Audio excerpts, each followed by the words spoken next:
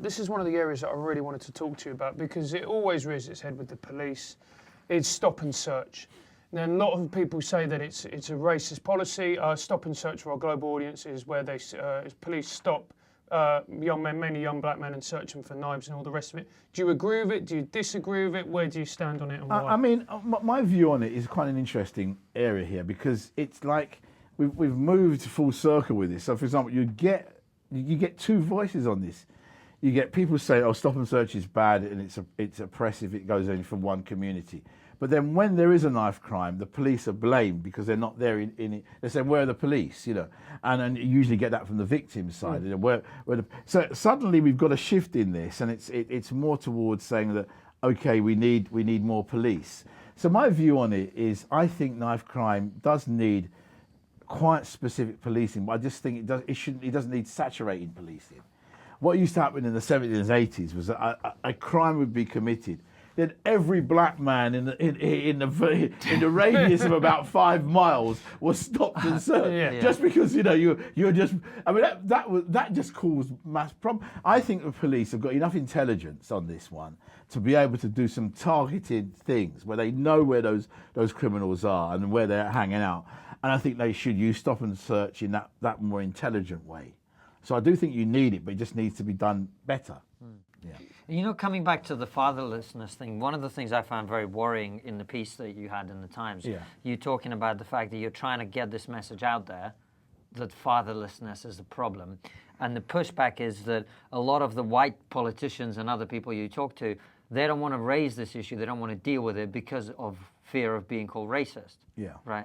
So how, and I can't wrap my head around that. That doesn't make sense to me. Yeah, like, I mean, I think that it was even worse when I used to come out with stuff around exclusion from schools and boys, and say that black boys, and say that, look, this issue isn't necessarily about racism, but it's actually about some other things going on in the home, in the peer group, and we've got to tackle this, you know.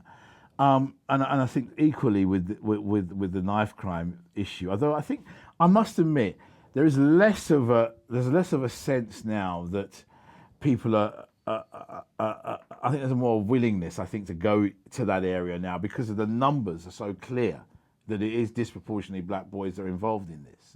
However, I do think that when we come to the solutions, that aiming this. I mean, and my friend David Lammy is a classic example. I mean, David in 2012, he was before me. He said.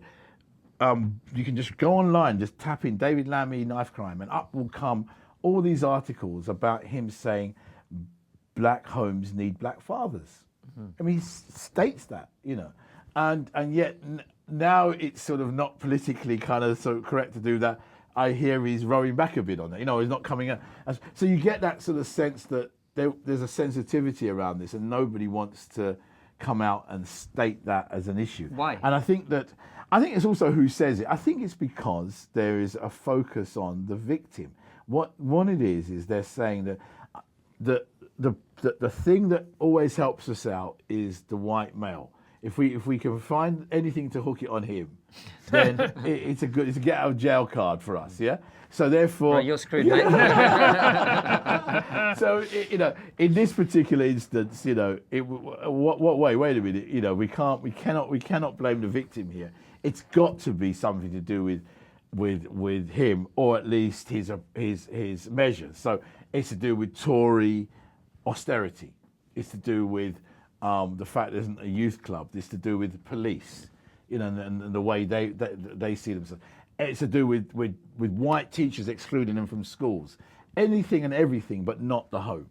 And I think that's the problem. That's really where it is. So, but once you start going back into the home, you talk about agency. Then you're talking about responsibility of those communities, and that's the difference. You see, and nobody wants to take that, especially if you're a politician who's been kind of almost put up on the basis that I am here to protect you from that horrible world, the wolves out there that are coming to get you. So therefore my narrative has always got to come back to the fact that you're oppressed, not for the fact that the oppression might be something to do with what's gone on in your home. yeah, or another type of oppression that you might be perpetuating yourself. No, you can't go there, and that's where that's where we become stuck. But what I think this issue has come up is that, as I said, I think that particularly black boys, they're a problem for that kind of rhetoric. They confound that because they, as those boys say, look, the biggest issue for me was the fact that my old man left, or he wasn't there, or downstairs I was busy kind of refitting an air gun so that it could be used as a gun while my daughter was upstairs my sister was upstairs doing her work, and my dad, or the dads of the three of us, the three different dads, just were not here. That's the reality that I face, you know. And so for me, that's where it lies, and so it's difficult for communities to come back and say, well, we've got to try and sort this out ourselves.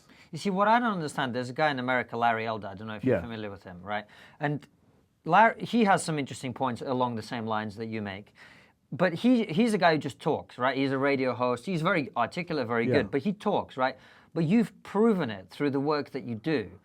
And still people are afraid to take... There should be hundreds of generating geniuses around the country. I think that there should be. And I think that people are waking up to it. But I think that it's a harder one. I mean, what's also happened is that and here's another thing about generating genius that makes it a little bit different, and people kind of don't get it a bit, is that what it's trying to do is saturate the mindset of that community with young people that are doing very well. It's almost like a kind of counterintuitive thing, because what you usually do in policies is you tend to say, we're going to stack all our resources on the very few kids that are causing all this disruption. Now, admittedly, when they kill somebody, that's a massive disruption. So you've got to do something. But what we're saying is that actually, what you need to do is you need to change the narrative around that group. That's what we did with the teenage girls, and so therefore you actually may be needing to sort of go after, as I say, children who are and making sure that there is a story for them. What's quite interesting is that the kids on my program come from the same schools that the kids who commit knife crime come from. They come from the same schools. So it's not like they're going off to Eton or Harrow or someone like that. The same estates, the same schools, yet they're ending up at the top universities. So that is powerful. You see what I mean? Because you're saying, well, look, wait, the same money, the same lack of youth clubs or whatever, austerity, that same, and to a certain extent, same lack of fathers, and that's quite interesting as well, you know, in their homes, and yet one group is doing well, another is, and the other one that confounds it all is girls. At the moment, the group that is doing best in London are girls from a West African background, and they're doing really well in school. So what you've got in some homes, you've got the girl upstairs busy doing her work, going off to top university, and the boy downstairs getting ready for prison. And that is happening in a lot of black homes. Two pathways for the same kid in the same household. And so that's what you're saying is absolutely right. That in fact, what you need then is something that's going to tackle the real core of the problem. You know, not pussyfoot around it, which is really what's been happening in the past. And it's because we're not allowing ourselves, and this is probably, this is the most honest and open conversation I've ever had with any media on this issue. And I've never heard people talk about it openly, because there's always this, what should I say the right thing, you know, and all that, and so we never get to it.